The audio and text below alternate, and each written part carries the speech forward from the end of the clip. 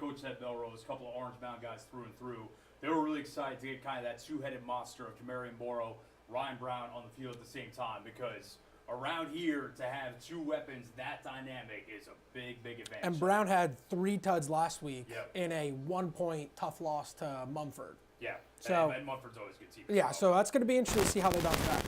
All right, that's Friday Football Fever for you. Coming up tonight at 10 on Action News 5. I'll be out at Whitehaven High School, holding it down with a preview in sports at 6.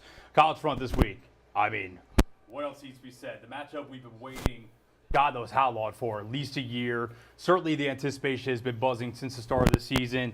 We are on the eve of Memphis, Florida State in Tallahassee tomorrow morning. It is, of course, the storyline that we beat to death, but rightfully so, because it's a really good storyline. Ryan Silverfield going up against his predecessor, his former boss, the guy who really took the Memphis program to heights they had never been before, Mike Norvell and the Seminoles. Now, this game is obviously a lot juicier and more there are a lot more unknowns going into this game because of how the season has started for both teams. Obviously, Memphis gets off that 2-0 start. They take care of business against North Alabama and Troy. We expected that. We did not expect the start for Florida State. Yeah, I don't think any of us expected an 0-2 Florida State team to be hosting Memphis. No, and I teased last week. I was really excited to talk about Florida State.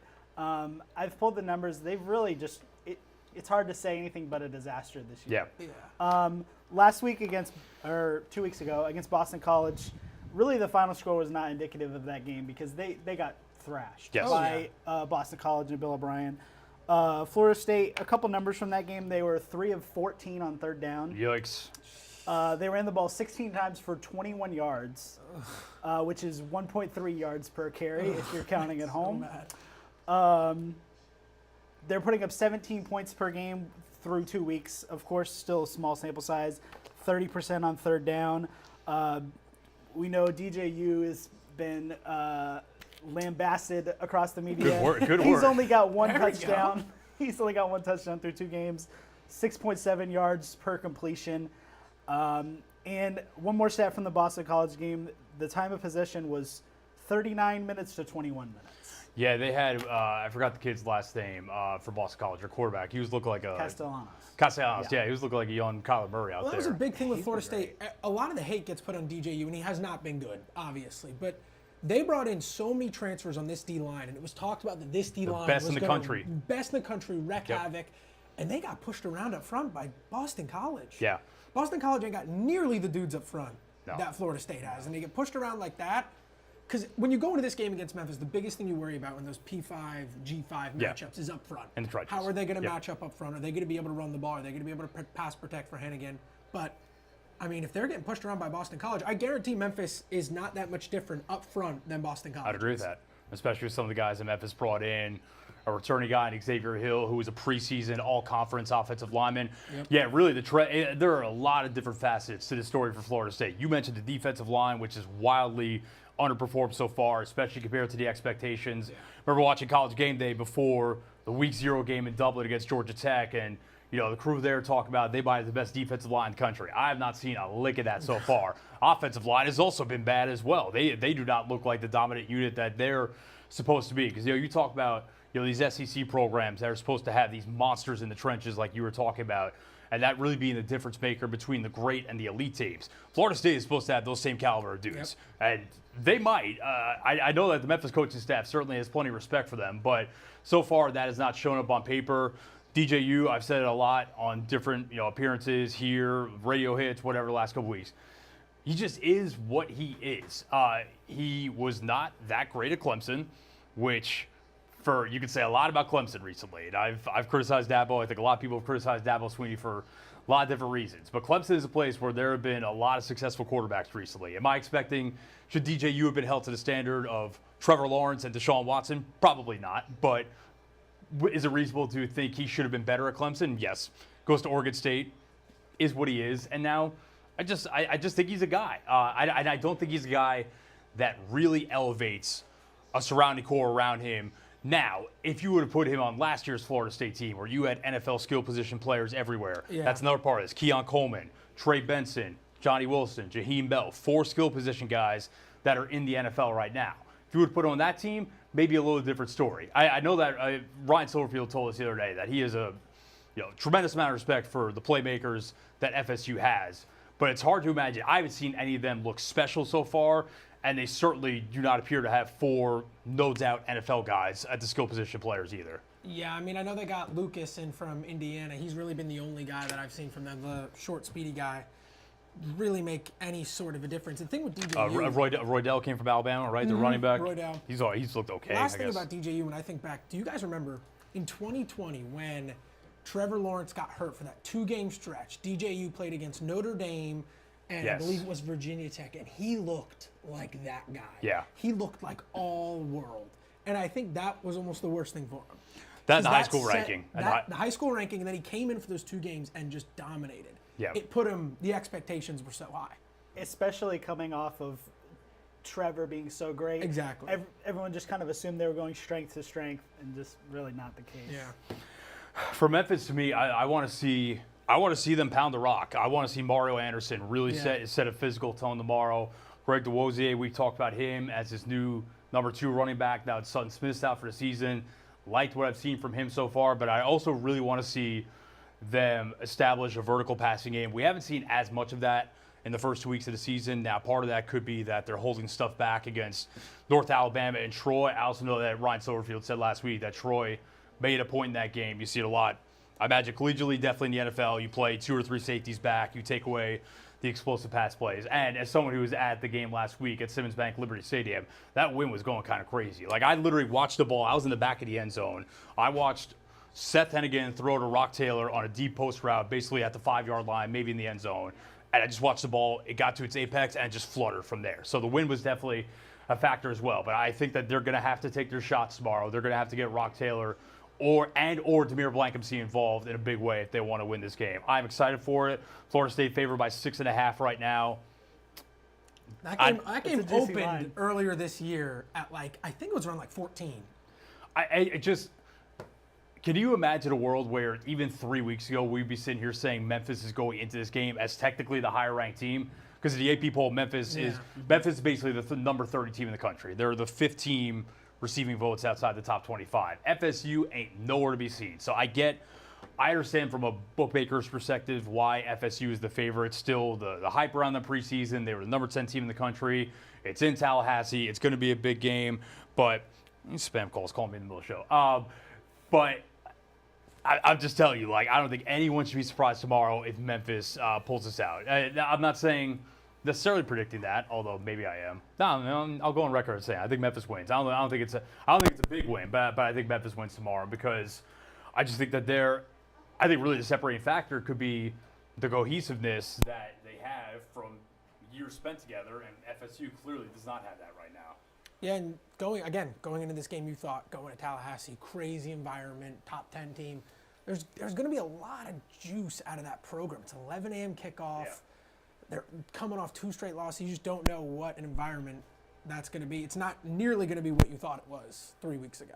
I also thought going into the season that this was basically a house money game for Memphis in terms of if they lose, unless they got blown out 70-7 or something like that, or even I don't know, if they lost by 35, that there's no way this game looks bad. And if you win, obviously, it does nothing but great things. It strengthens your case to make the college football playoff out of the group of 5.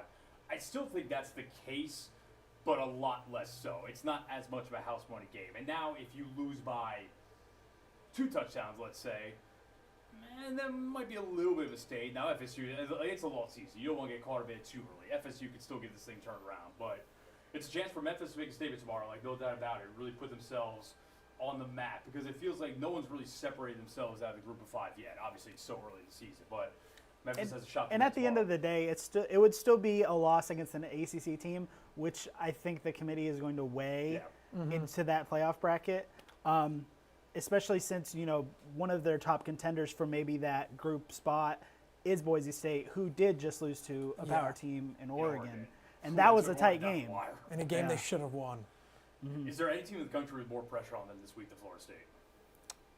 I can't think of one. I can't either. I'm not sure there is. I mean, it's almost a must-win for them if they want to get anything going this year. It's already at disaster levels, but to lose to a Memphis team from the American Conference, it would be Blow it up. Yeah, you start thinking, how long has Norvell got there at that point? Yeah, I it's mean, the narratives would be really ugly, and I think we know the caliber team Memphis is, and I think Memphis got a decent amount of respect nationally. But like you said, it would still be them losing at home against a Group of 5 team from the AAC to start 0-3 against Mike Norvell's successor. So yeah, it would. Right. The narratives coming out of the game if FSU lose tomorrow are going to be real ugly. So 11 a.m. Central tip from Tallahassee. We'll have all the post-game coverage here tomorrow. Other games around the Mid-South. We got a couple. We got a nice little rivalry here because we got Mississippi State alum on running the show, and then Griffin is of course an Ole Miss alum. So we just hit on FSU Memphis. UAB, Memphis conference rival, traveling to Fayetteville to take on the Hogs. Riff, your Rebs hit the road for the first time this season to go to Winston-Salem to take on Wake Forest. Kent State hosting Tennessee, in what I imagine will be probably another tune-up game for the Vols. Vols looked really good last week. We'll hit on them in a second. And then Toledo going Tricky to game there at the bottom. Let me tell you, man, that is a tricky game at the bottom. Let's start with that one because I think the other ones. I mean, Tennessee's a 49-point favorite. Arkansas is a 23-point favorite. UAB looked really bad last week against ULM on the road. They lost 35-3 or something like that. And Ole Miss should be able to handle Wake pretty well. It's going to be more of a test than the Rebels have seen. It's like a 3-touchdown spread. Yeah, I mean, the Rebels, again, Furman, FCS, and Middle Tennessee State, one of the worst teams in Conference USA. So definitely more of a test. But, dude, that Mississippi State game against Toledo. Toledo's a good MAC team. They're 10.5. Bulldogs are 10.5-point favorites. I actually liked. I didn't watch the whole ceremonious Pac-12 after dark. Bulldogs versus Arizona State in spirit. Yeah. SEC after dark. I like that they. Arizona State looked to be in control late, and then all of a sudden here come the Bulldogs with an 80-yard touchdown with like 4 minutes left to get. You're like, this could get it. They really did look like a completely different team in the second half. They couldn't stop the run for anything. So I mean, really in year one with a new head coach, you're just looking for the positives. It looked like they were going to get blown out, and they didn't. So I take that game as kind of a positive. Arizona State is, a respectable program. It's not a terrible loss. You do expect to beat Toledo, though. Yes. Like Griffin said, Toledo is a good program, but that's one that you kind of have to get, and it's at home, and we'll see if the offense still looks good. We'll see if Toledo also runs all over them, but it'll be interesting. Just one of those games because if you lose to Toledo and then you start SEC play right after that, that could be really detrimental because they host UF next week and talk about dumpster fire programs in Florida. The Gators are certainly qualified as such right now, but then after that. How about the top 2 teams in the country on the road in back-to-back weeks, and the Longhorns, and then Georgia? Back-to-back weeks. It would behoove the Bulldogs to win the next 2 weeks. You got to win the ones that you can win. Yeah, and I mean, Lebby, we've talked about it before. Lebby's an offensive genius. Yeah. I mean, the guy was at Ole Miss offensive coordinator the year they went to the Sugar Bowl with Lane, with Matt Corral. That team was lighting it up every week. And then he went to Oklahoma and did the exact same thing, lighting up scoreboard. So I'm not worried about the offense for Mississippi State. Once he gets his guys in there, once he gets in the transfer portal next season, they're going to be rolling again. But like you said, the biggest thing with this year, just building that foundation. I think you saw the turn in the second half. It pains me to say it, but you saw a bit of a turn where they looked so much better in that game at Arizona State. It almost looked like they were going to hit the counter punch, but they just kind of ran out of time. Yeah, again, you get down so big at halftime. And again, could not stop the run. That last drive of the game, I think, was 7 or 8 minutes. And just they were ate the clock. Just feeding the running back. I'm blanking on his name at the moment. He went crazy. They had a good win last night. He went crazy last night, too. Texas State. Yeah. Arizona State head coach. Where was he Cam before? Scatterbo is his name. He was just... Can we mention that real quick because it's been brought up a couple times this week? How loaded that Memphis staff was. Yeah, I saw that in those too. years they had in the early 2015, 2016 they had Mike Norvell, Ryan Silverfield, Dan Lanning now at Oregon, Kenny Dillingham now the head coach at Arizona State. I believe there's one more that I'm blanking on. Just a loaded coaching staff, especially on the offensive side. For a American conference, you see those coaching staffs at Bama, Georgia, things like that. Those trees. Yeah. You never see it here. I mean, that's crazy to think. Mike Norvell also originally was at Arizona State before he went out for what got him the Memphis job. But yeah, to be honest, I above anything, it's 2 weeks. It could turn, but the Bulldogs just look much more competent offensively than they did at any point last year under Arnett. So that is a positive in the right direction. I want to hit on your boys because, I mean, they look dominant so far. Yeah, been dominant so far. Again, Wake's going to be a much better team than they faced in the past. Wake coming off a 1-point loss to Virginia and what was a crazy finish there, too. Yeah, I mean, offensively, it was a tale of two games. First game, threw it all over the yard. Yep. Second game, really pounded the ground. Lane said he wanted to establish that run game. He did just that. Parrish, 4 touchdowns. Yeah, 165 yards, 4 tutties. I mean, he was all over, which was really interesting because coming into the year, all the talk was about Ulysses Bentley. Yeah. Quinchon left. Everyone said Bentley, Bentley, Bentley. Parrish comes back after going to Miami for a year. And when Parrish was there, I was still in school at the time. It was Parrish, Jerry and Ely, and Snoop Connor. 3-headed monster. Parrish showed some real flashes, so I'm happy he's back. They're going to look good. It's going to be a much tougher test than they've seen so far, but I do think the Rebels will get out fine, and we can quickly hit on Tennessee because Nico looks unbelievable. Nico Iamaleava, I think I finally got looks his last name unbelievable. I said there were 2 games last weekend that qualify as the most impressive win in college football so far this season. Texas going to the big house and really just stomping out Michigan from the word go. That was mighty impressive, even if Michigan lost a million guys to the NFL, including their head coach and their quarterback. Still, I think quality team. So that was impressive. And on the road for the Longhorns. But boy, Tennessee playing a ranked NC State team, neutral site game in Charlotte. But let's be honest, it was played in Charlotte. I imagine it was probably tipped a little bit to the Wolfpack's favor as far as the fans go. Man, just absolutely dominated that game for 4 quarters. Nico looked awesome. The ground game was really good. I mean, that looks like a team that's going to be very much, it's early, but looks like they're very much going to be in the picture for the college football playoff if they keep playing like that. I mean, what's the SEC going to have? 5 teams? Georgia, Texas, it could happen. Bama, Ole Miss, Tennessee, Yeah. Missouri. Definitely happen. Yeah, I mean, Missouri's right there too. I mean, you got 6 teams legitimately fighting for a spot. I think, you're going to have probably at least five from the SEC. I bet you probably get 3 from the Big Ten. You got your Group of 5 champions. What does that leave? 3 spots. Big 12, ACC, and then one more. Yeah, and then that one more probably goes to an SEC or Big Ten team. So. Yeah, I'll hit on it just real quick before we segue off college football. I know there's a couple Bama alums in the area. Big game for Bama this weekend.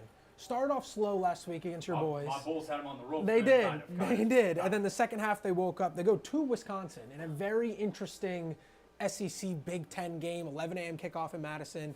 I'm interested to see how they bounce back again. Kellen DeBoer just starting to get things rolling there. Still got Jalen Milroe, but definitely going to be a much tougher test on the road. As someone who covered Badgers in my last job, I've not been there for any of the Luke Fickell era, but that was a hire that excited me when they first made it. Still kind of waiting for things to totally click now that he's got some of his own guys in there.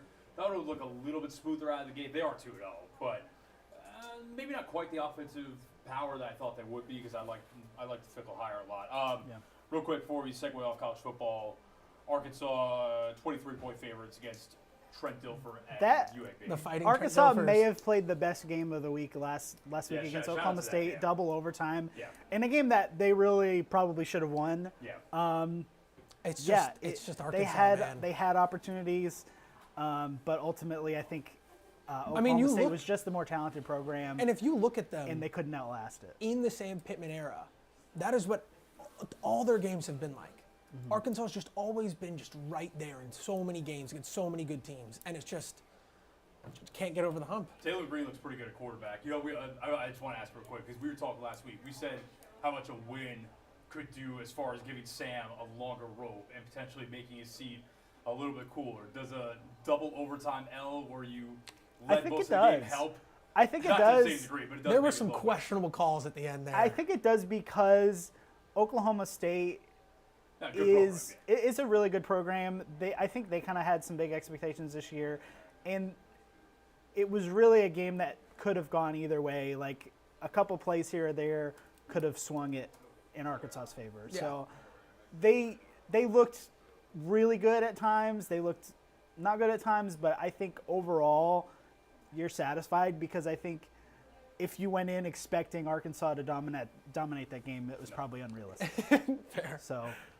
All right, let's segue to hoops because a pretty big announcement coming this week involving the Memphis Tigers, the men's program. So we already knew that the women's program was going to host South Carolina, obviously defending national champions, powerhouse, dynasty, all the words apply. Dawn Staley and her girls were coming here to Memphis for an exhibition game. We knew that already. But now the men's team is going to host North Carolina on October 15th as part of it's a charity exhibition benefiting St. Jude. So the men's team will play the Tar Heels at 6 p.m.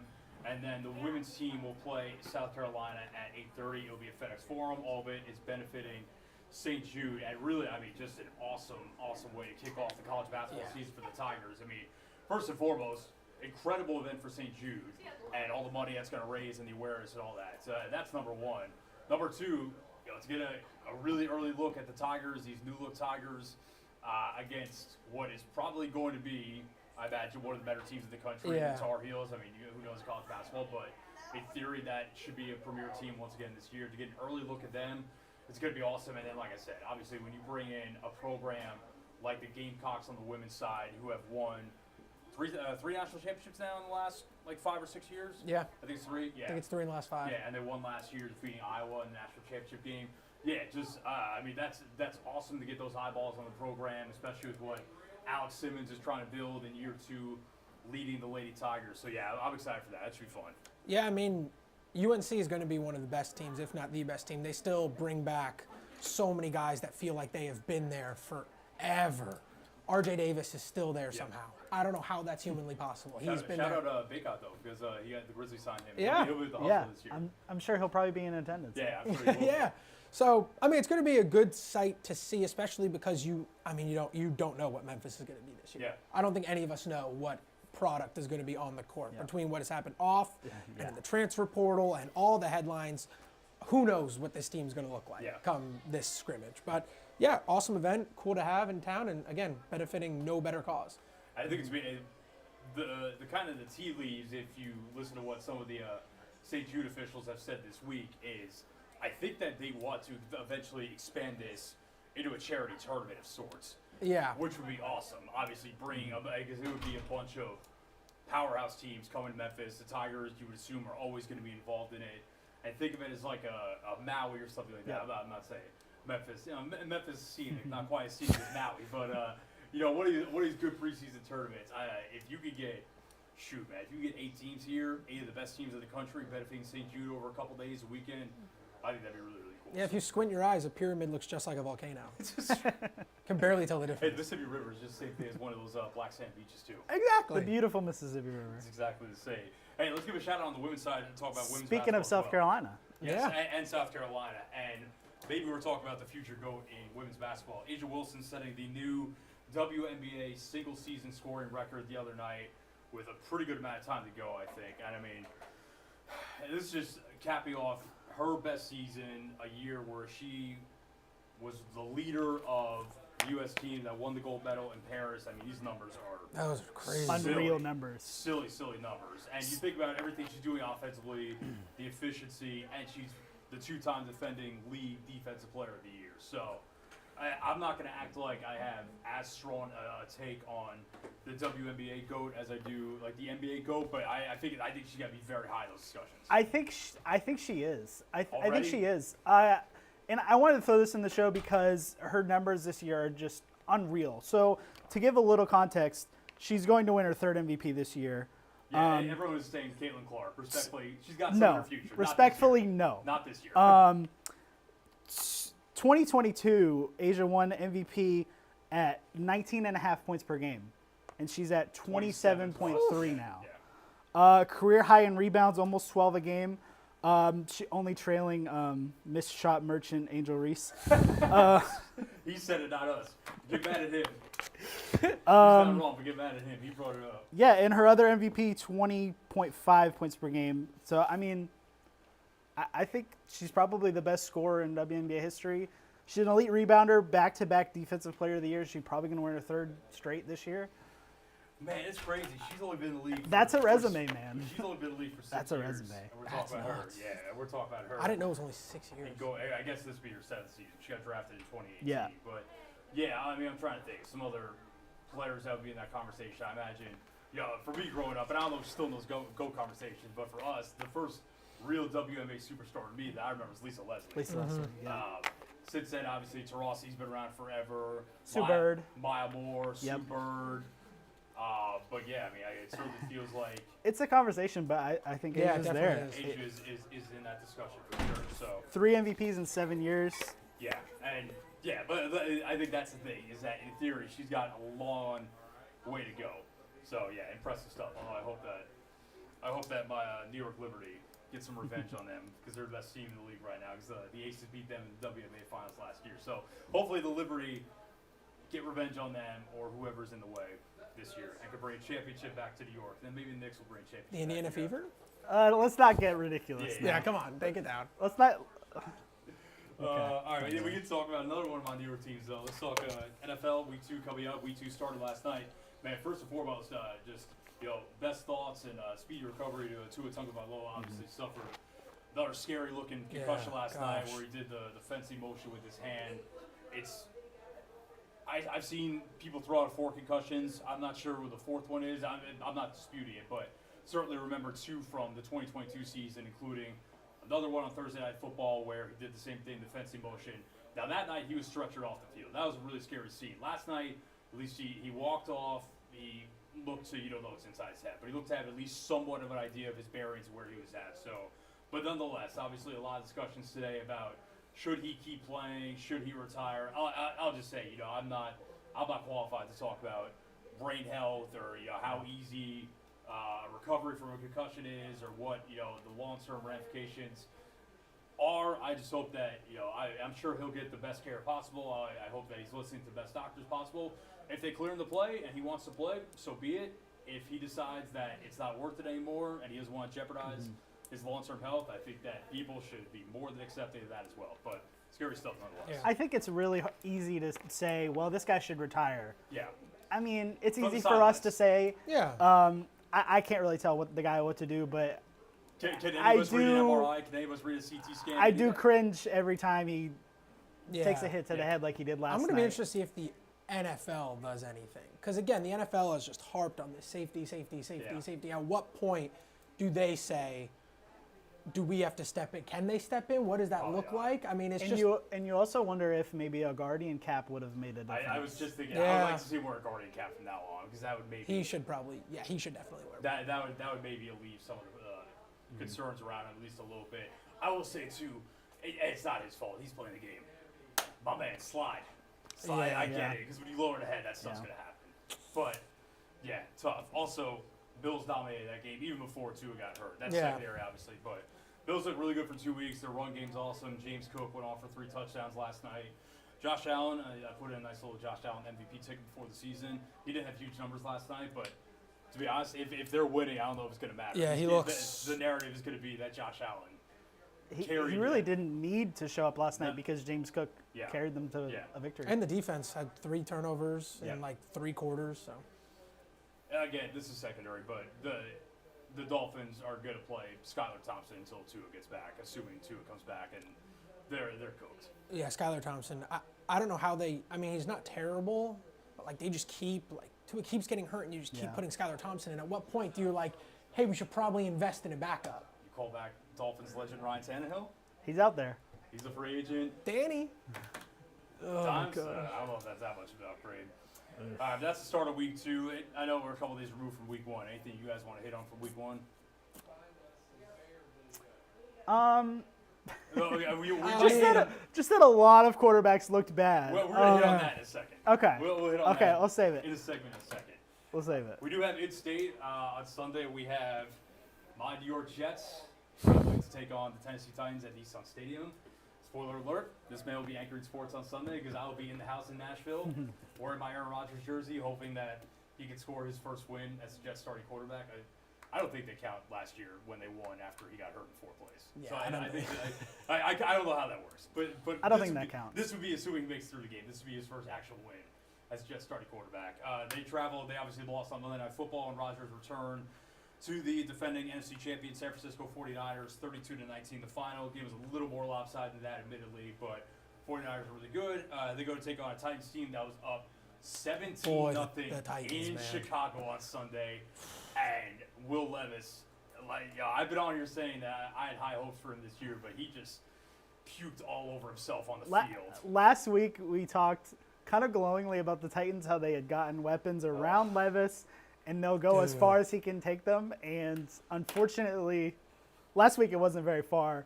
Extremely winnable game. Cannot unsee the Extremely winnable game that they did not. The surrender cobra. the surrender cobra On the field on after the field. just one of the worst interceptions you'll ever see. And coming from a Jets fan, I promise you, I've seen some bad interceptions in my time. That was one of the worst. We do have to shout out Tony Pollard, though, Memphis native. 96 scrimmage yards, touchdown. Looked good. Looked really good in his first game for his home state team. So we'll see. My Jets did not defend the run very well on Monday night against the 49ers. On Grant, the 49ers obviously have one of the best run games in the NFL.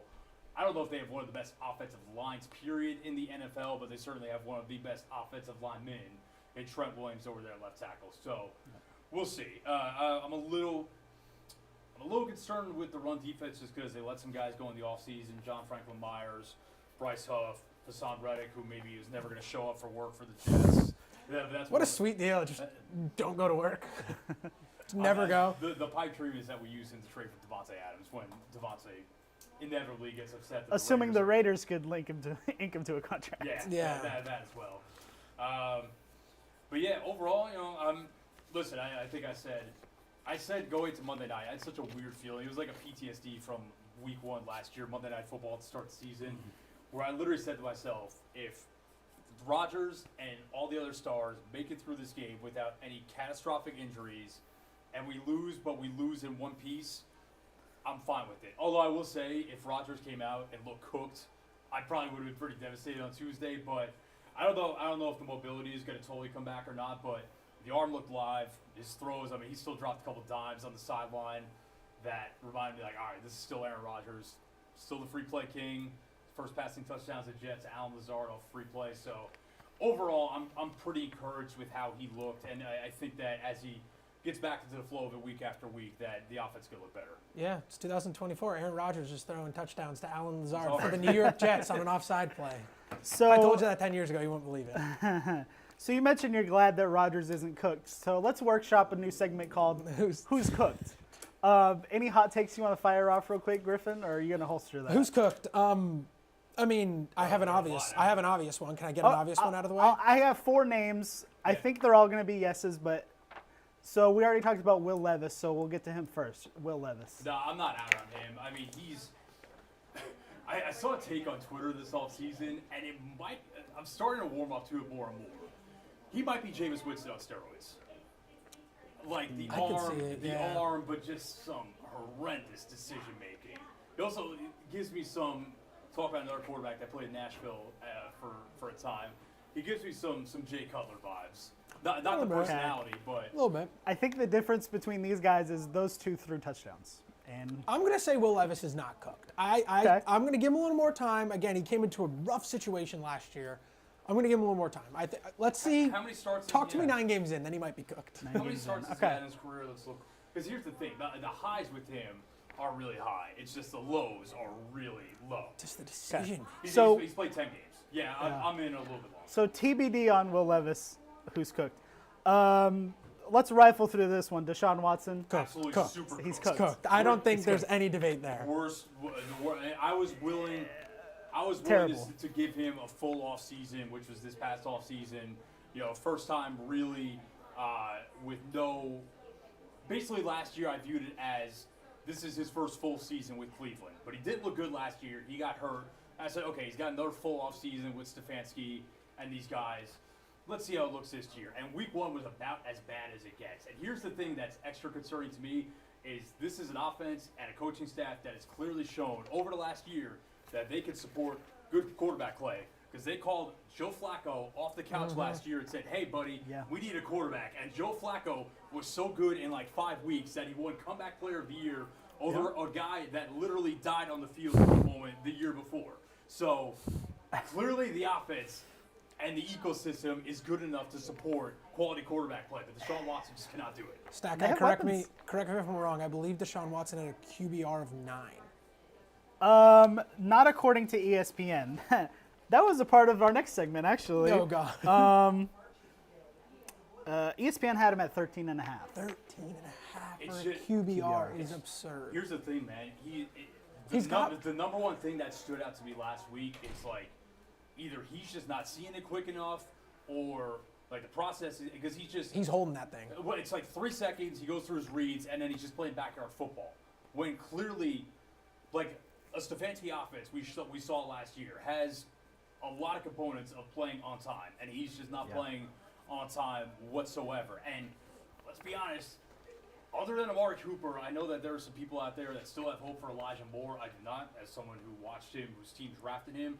Out on Elijah Moore, Jerry Jeudy, out on him too. Like, these receivers are not that good. And Njoku sprained his ankle. He's going to be out for a while. Guy's always hurt somehow. Yeah. And I guess to be fair to the Sean, this is supposed to be a team built around the run game when Nick Chubb is healthy and Jerome Ford looked pretty good. But yeah, man, he's I mean, this is like, I was willing to wait until this season to definitively say this is the worst trade in NFL history. It's the worst trade in NFL history. Absolutely. I'm not 100% out on Jerry Jeudy yet, though. To answer your question, he's cooked. Yes. And we've also, not to get too far down this rabbit hole, we said all those things about him as the player, and that is ignoring the abhorrent things we all believe he did off the field as well. Well, there may be more upcoming. Yeah. So TBD on Levis, Watson cooked, Daniel Jones. What? The only thing that keeps me from roasting Daniel Jones more is that my team employed Zach Wilson, who was a worse quarterback than Daniel Jones for the last couple of years. I'm getting to the point where I start, like, one of the defensive linemen for the Vikings said it. You almost start to feel bad for him at a certain point. Like, he's so obviously pressing, and he looks nervous back there. Like, he just does not look comfortable in the slightest. And now you already have Malik Neighbors talking in the locker room. I did my job. I don't know what's going on back there. Like, that's... If not for the Watson contract, Daniel Jones might have the worst contract in sports history. So here's the only... I think Daniel Jones is worse. No, I don't think so. Because Jones, I think he got the Jones deal after this year. That's the only thing that saves it. The Browns restructured Watson's deal to the point where their dead cap hits for the next couple of years are like in the hundreds of millions of dollars. Or like it's over worse. 100 million. The Watson deal is It's always the Browns, man. But and now, if they had signed Jones 4 years of guarantees, that might be a different story. But they'll get out of the contract this year. To me, if I'm a Giants fan, I'm concerned about... You hire Brian Daboll, who is one of the Bills' offensive masterminds for a couple of years before he got to New York. They go to the playoffs in year one with Jones. Everything looks good. And at a certain point, like, I get it, the quarterback play is awful, but I got to see something out of him to make Daniel Jones' life a little bit easier as well. And number one that comes to mind for me is, not to get too far down the nerd hole here, but you look at like wide receiver alignment data. The hardest thing to do as a receiver is to play outside, X receiver, and obviously Malik Neighbors can do that. But Malik Neighbors played from the slot a ton at LSU, and good offensive play callers in the NFL are doing things as far as putting their best wide receivers in position to exploit matchups, whether putting them in motion, giving them layup routes out of the slot. And instead of doing that, they had Wan'Dale Robinson just gobbling up targets from Daniel Jones last week. Wan'Dale. Brother, get Malik Neighbors the ball like 15 times a game and just see what happens from there. Because that's your best shot. I know Tua got hurt last night, but before the injury, he had 3 terrible picks. I saw someone tweet that Tua is the Hawaiian Daniel Jones. Got a good laugh out of that one. Daniel Jones, sorry, buddy, you're cooked. Last name, let's rifle through this one real quick. Bryce Young. Oh, it's really bad. I'm willing to give him a little bit longer, but he is cooked adjacent. The only reason I'm willing to give him a little more time is because it was the first game under a new offense with Dave Canales. The Saints get a lot of jokes. Saints defensively have been pretty good under Dennis Allen. Obviously, their offense looked awesome under new offensive coordinator Clint Kubiak on Sunday. But I will give Bryce Young a little more time. But if he plays the way he did week 1 for like another 6 weeks, I think you gotta put Andy Dalton in there. I don't think you wait 6. No, if you're he not looked gonna that wait bad. 6. I'm going to say not cooked, though. I think Not his cooked, situation's an absolute disaster down there, and it's been that way for 2 years, and there's a lot that needs to be fixed. He was getting abused, a couple days ago. Yeah, I like Canales. I like Deontay Johnson. I loved Bryce Young in college. I thought he was such a great prospect. I thought the Panthers made the right pick. I'm still saying they did. I think everyone. I'm sticking to my guns. He's sticking to it. You know who was going to take C.J. Stroud number 1 was Frank Reich, who was the head coach at the time, and David Tepper, maybe the worst owner in Burn sports, that certainly bridge. up there. He said he overruled him and wanted them to take Bryce Young. So, Yikes. So Bryce Young, we're gonna go with TBD on him. Cooked adjacent, not cooked. we can revisit on the next edition of Who's cooked. Who's cooked? Who's cooked. All right, finish it off with some trivia. What do we got? I got a few trivia questions for you guys. So let's rifle through these. So Ashton Genty for Boise State. Yes. You guys been watching him? Yep. He's receiving some early season Heisman Trophy candidate talk. Boise State has just played in 2 games. They defeated Georgia Southern, and they narrowly lost to Oregon. How many rushing yards does Genty have in 2 games? I'm going to say I'll give you a hint. He leads the nation by a lot. I'm going to go in 2 games. I'm going to go 475. I was going to be right. I'm going to go 485. 459 Okay, a little closer. in 2 games. That's 230 a game, basically. He's going to be Yes. very good at NFL right now. Tied for second in FBS, Cam Scatterbo of Arizona State and Kyle Monangai of Rutgers with 373. Are you, so baby? he's Shout out. About, So he's about 80 yards above You know everybody what Genty else. reminds me of? Aaron Jones. A little bit, yeah. That's a good comparison. Excuse me, Aaron Jones. All right, a couple more. Speaking of cooked, Deshaun Watson and Bryce Young, this is according to ESPN, they had quarterback ratings of 13.5 and 12.3 in week 1. Last year, sorry, Matt, the worst qualified passer in the NFL in QBR was Zach Wilson. What was his QBR? Over the course of a whole season, Knowing that the worst 2 quarterbacks last week were under 15. I'm going to say that, man, Bryce and Deshaun last week were like equally as bad as Zach some weeks. I'm going to say Zach Wilson's QBR last year was 17. What you got? 20. It was 31.3. Oh, okay. To give you some context on just how That's cooked so bad. Watson and Bryce Young were in week 1. That's still really bad. Wilson also had the worst Had to get that quarterback out there. rating in 2021, but in 2022, Baker Mayfield was the worst. So there could be hope. When Baker There could be was hope The for Bake Show, a baby. rebound. Carolina Baker was with- and man. the Rams. Man. See, Shout- maybe shout- Carolina's the issue, not shout- Bryce Young. Shout out Baker, man. He looks awesome right now. Tore up. I mean, the Commander's secondary is Yeah, he looks horrendous. he but looked great. Okay, so Malik Willis is in line to start this week for Jordan Love. How you feeling? TBD. Cook to Malik Jason. Willis has thrown 67 passes in the NFL. He has yet to throw a touchdown, which would tie for the 9th most all time if he retired now. What is the record for most passes thrown in a career with no touchdowns? Oh my God. How many is Malik Willis at? 67, Malik Willis. I'm going to go 210. Okay. 150. Very close, 154. Bye. That was Mike Krukzek. You guys know him. He had 154. Later went on to become the head coach at UCF from 1998 to 2003. Krukzek, you'll remember, he was the quarterback at Boston College in 1975, where he threw for 6 touchdowns and 7 interceptions. In a season?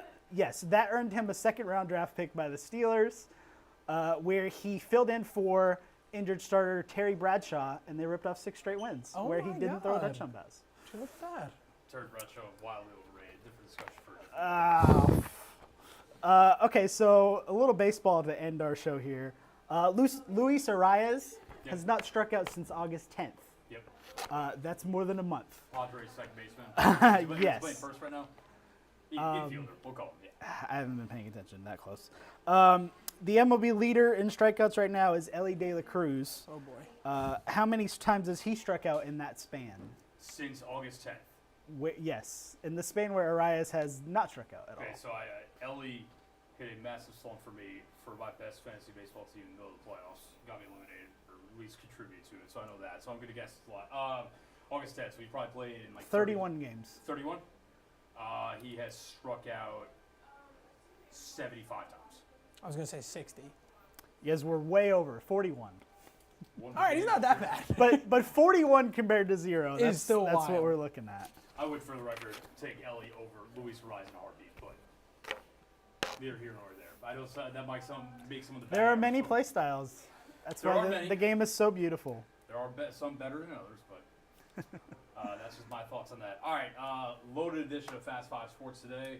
Thank you all for tuning in. We've got Friday Football Fever coming up tonight, preview at 6, and then the full thing tonight at 10. We will be back here next Friday, at least Jacob and I will be. Hopefully you will too, TBD. We'll see if I'm cooked adjacent. Go to Jason. Looking forward to another edition of who's cooked. But for Jacob Gallant, Griff Demaray, I'm Matt Infield. We're out of here. We'll see you later.